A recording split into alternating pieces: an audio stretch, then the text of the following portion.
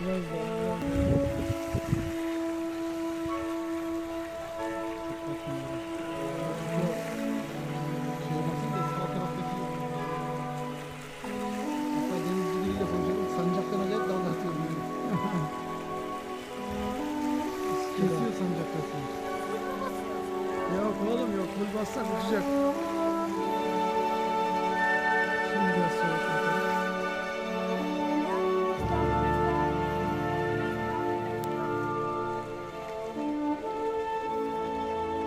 Aç bakalım. Tamam açma açma Eren, bırak bırak.